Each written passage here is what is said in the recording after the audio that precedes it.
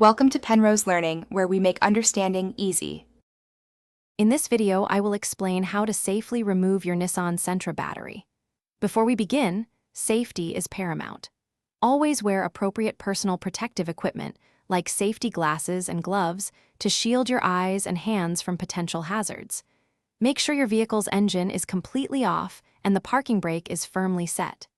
This prevents any accidental movement or electrical shorts during the process. We will start by identifying the negative terminal, usually marked with a minus sign.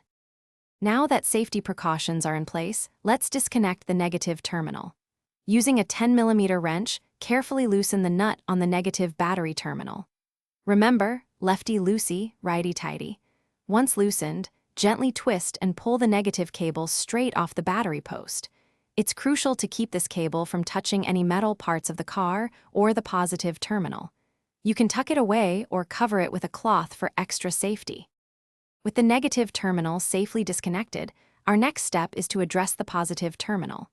You'll easily identify this one by the prominent plus sign. Just like before, grab your trusty 10mm wrench and carefully loosen the nut on the positive terminal. Once it's loose, gently remove the positive cable from its post.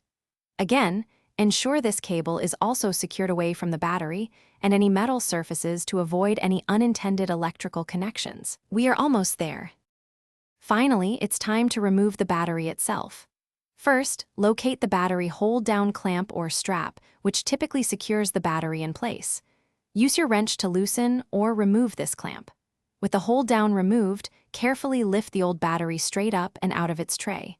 These batteries can be quite heavy, so lift with your legs, not your back. Take a moment to inspect the battery tray for any signs of corrosion and clean it thoroughly before installing a new battery.